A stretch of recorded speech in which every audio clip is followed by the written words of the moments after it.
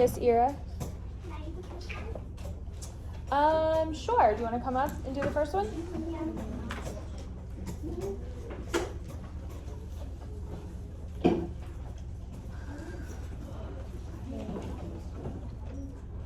So first we need to find out 4 times what would equal about 23. And okay, Ron. 5. So 4 times 50 would equal 20.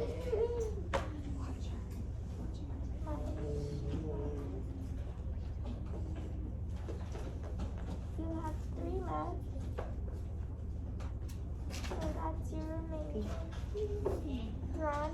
You added an unnecessary 0 after the 5 because 4 times 50 equals 200.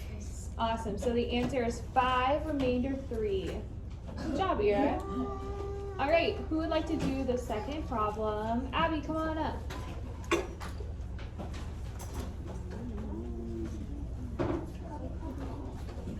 So do I just do exactly? Yep. So 6 can at least go 10 times. And 16, that's 14.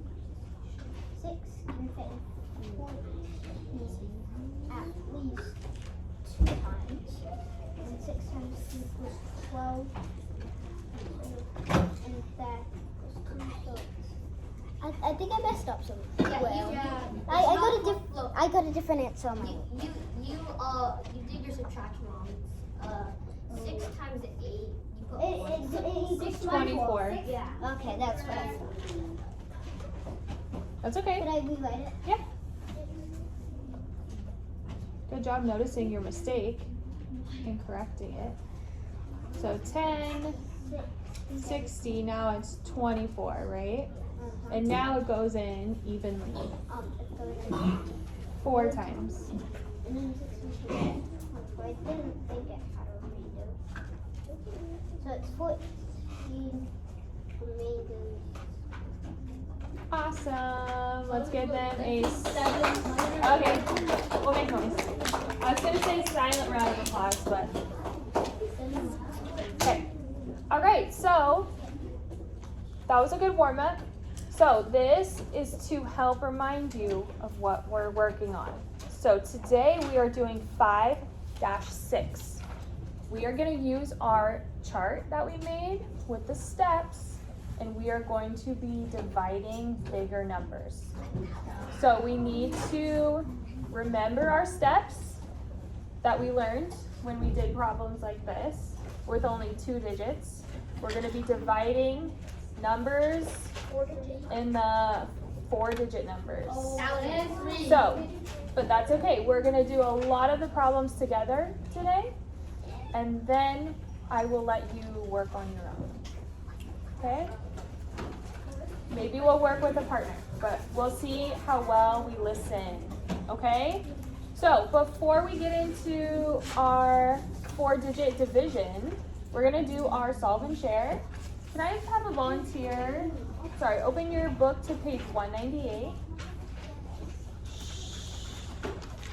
198. Can I have a volunteer read? Sorry, 189. Thank you. Ira, can you read the question for us? The new reading room in the library is 9 feet long. It is divided into a reading area and a help desk area. It has a total area of 153 square feet. What is the total width of the new reading room? Use the model to help solve this problem. Solve this problem using any strategy you choose. All right. I'm going to give you a couple minutes to think about how we're going to solve this. It is 9 feet long. This way. That's the width.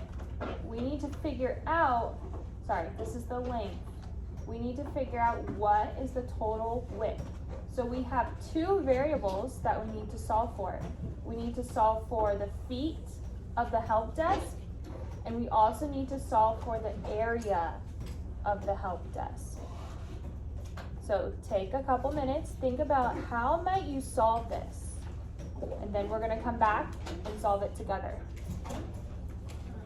Try it on your own first. You're meant to struggle on this, so it's okay if you don't get it.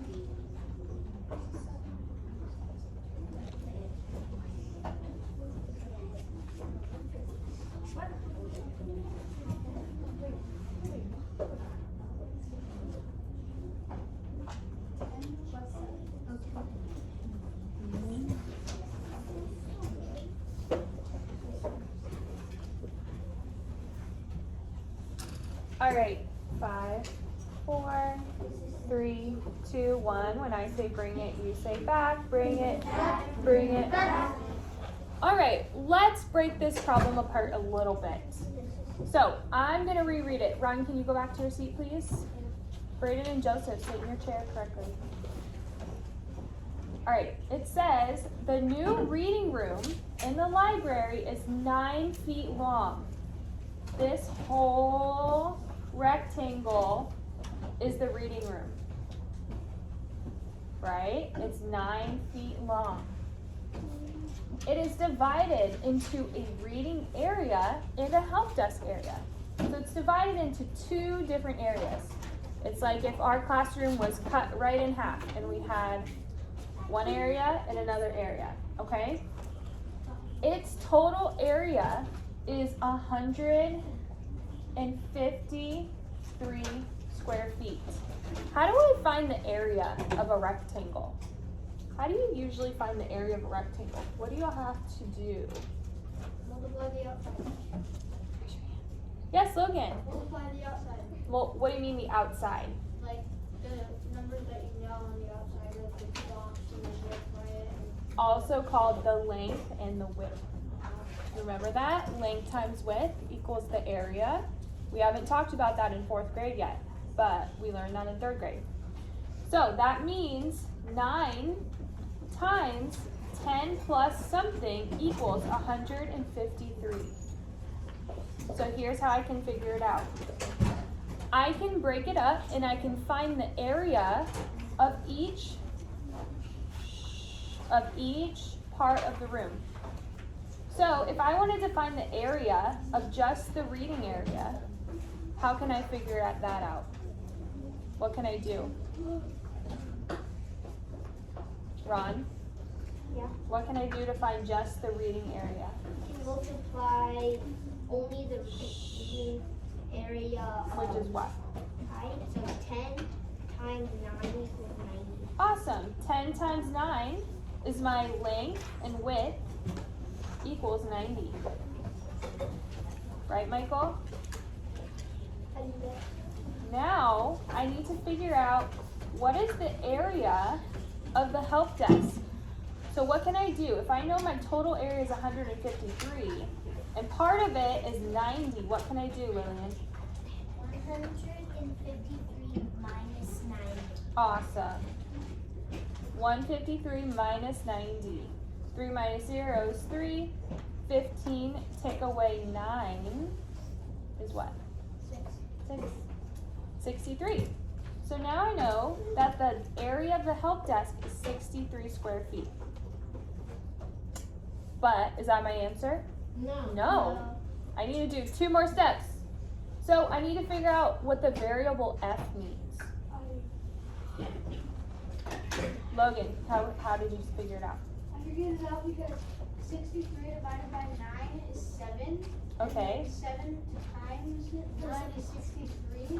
And then 63 plus 9 is 153. Awesome. Okay, so let me break that down a little bit. Thank you, Logan.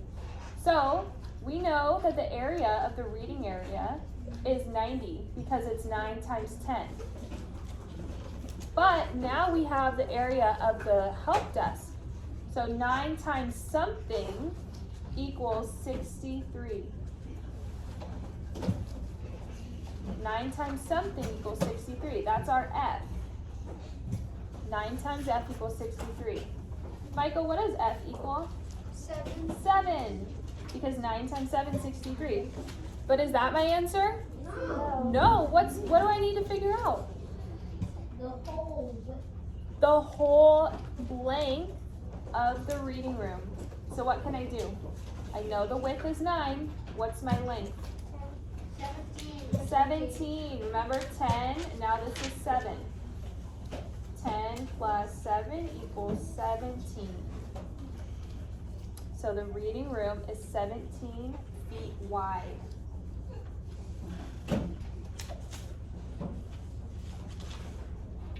Okay?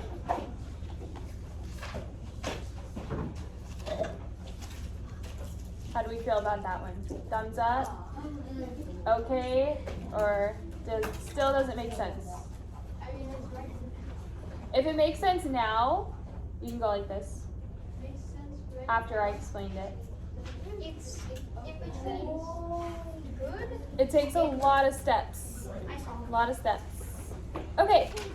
Are we ready to do some division? All right. 5, 4, 3, 2, 1. When I say bring it, you say back. Bring it back. Bring it back. So we can do the fuzzy. Okay. All right. So before we get into our guided practice, I want to do an example problem for you. So go ahead and take out your notebooks. We're going to take a few notes. Let's see who's ready. Clark's ready.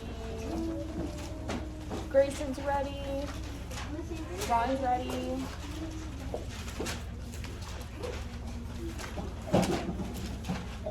All right, you can title this 5-6 notes. 5-6 notes.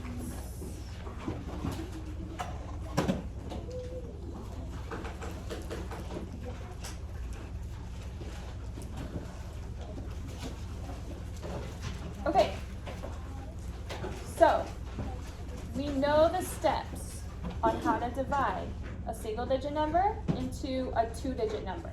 right? So we're gonna use those same steps that we learned on 4-digit numbers. Okay, so we have to be very careful and make sure we follow our steps. Okay, the first problem I want to do is 5 divided by 277. 5 divided by 277. What? Write it down. 277 Yeah, sorry. 277 divided by 5. My bad. What? So, we need to ask ourselves, how many times does 5 go into 277 without going over? Okay, don't say the answer. So, we could do this in our head, but it would probably take us a long time. So we're going to do it using the partial quotients that we've learned. Okay, put your hands down. Put your hands down. Nope, put your hands down. I know. I don't care. Okay? We're going to do it together. So, I need to ask myself, how many times does 5 go into 277? I don't want the answer. I'm not taking hands right now.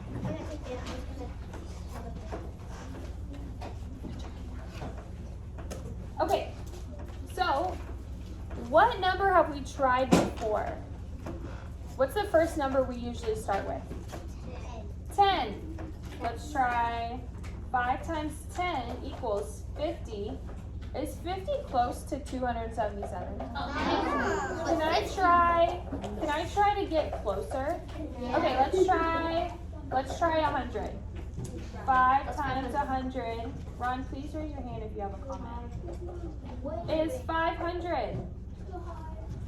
Can I do that? No. Who can tell me why? Why can't I do 500? Maverick? It's over what? 277. If I tried to subtract 500 from 277, that would not work. So I need to pick a number that's going to be, when multiplied, less than 277. Michael, do you have a good guess? Try 50? Okay, that's a good guess because 50 is between 10 and 100. So let's try 50. Yeah. So 5 times 50 is 250. That's pretty close, so let's do it. 50 is our first partial product. 5 times 50, sorry, partial quotient, thank you. 277 minus 250, do it on your own right now. You should be following along.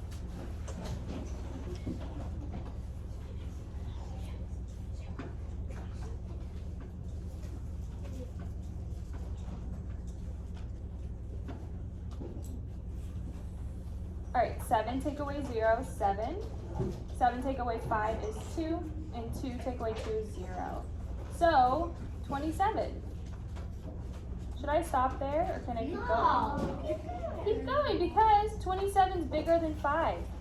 How many times does 5 go into 27 without going over? Clark? 5. That's my next partial quotient. 5 times 5. Remember, I multiply, that's my next step. And I put the answer underneath. 27 minus 25 is 2. 55 minus 2. My answer is 55 with a remainder of 2.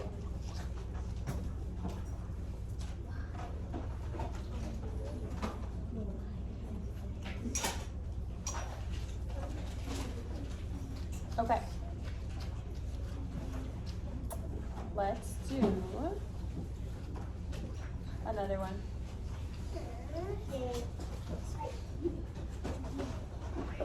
Okay, let's do this one. We'll do one more and then we'll start our guided practice.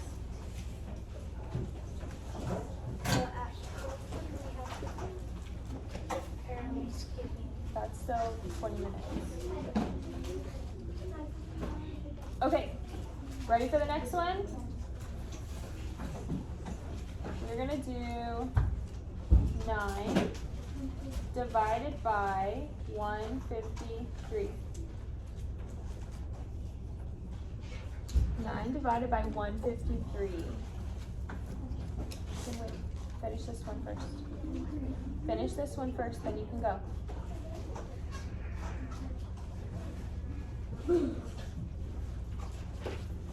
All right, who can tell me with a quiet hand what's a good number to start with? An estimation. How many times can 9 go into 53? Yes, Yara? 5.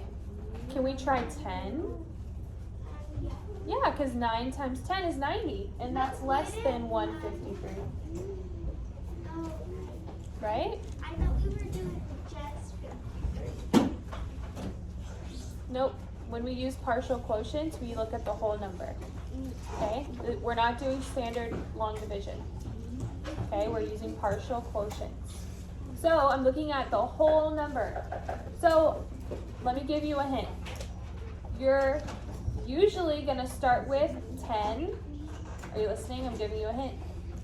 10 or 100. If 100 is too big, but 10 is way too small, then you can try a number in between. So always think about what is 9 times 10, and then what is 9 times 100. 9 times 10 is 90. So I write it underneath. If I did 9 times 100, that would be way too much. That would be 900, and I could not do that. So 9 times 10 is 90. Now I subtract. 3 take away 0 is 3. 5 take away 9. Can't do it, but I'm just going to borrow from the 1, so it stays 15 minus 9. And what is that? 7. 6. 63. All right, 9. What's my next step? After I got my subtraction problem. Tara, what's my next step?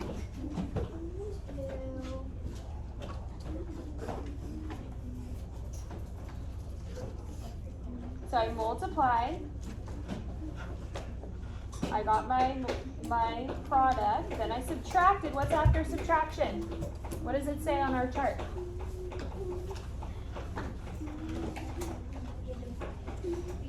Repeat. So I need to repeat my first step. You remember what our first step is?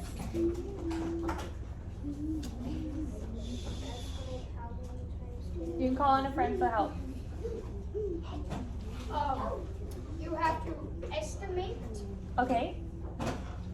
What am I estimating? What numbers? How many times 9 goes into 63? Awesome. Do you know? 7. 7. Does this problem look familiar? Yeah. 9 times 7 is 63.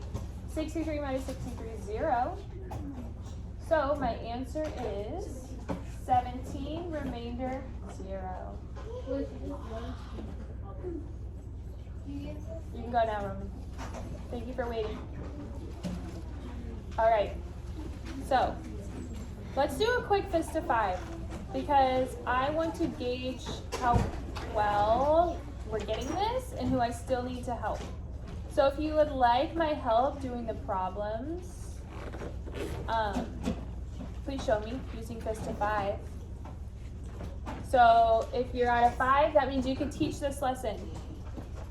If you're at a 0, you don't know what's going on. If you're at a 1, you need help.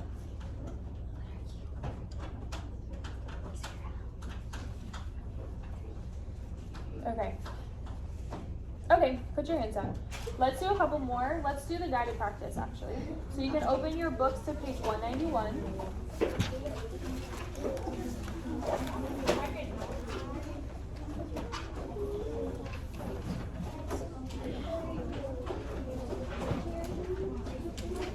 Yes.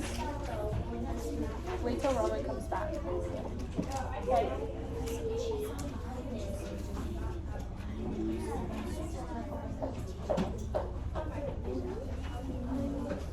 All right, we're gonna skip number 1. And we're gonna go straight to number 2.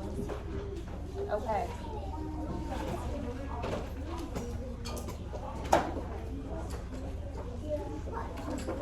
Class. Class.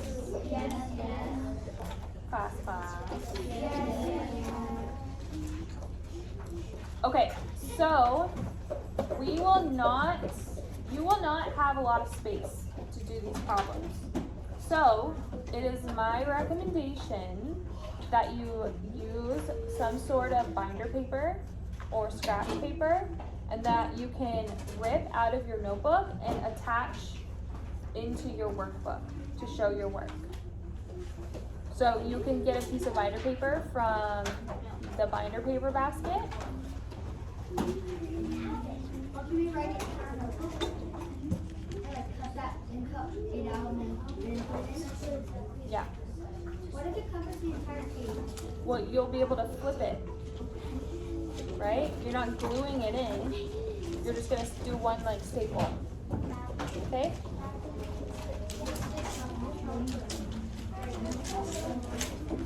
All right, I'll give you a moment to get your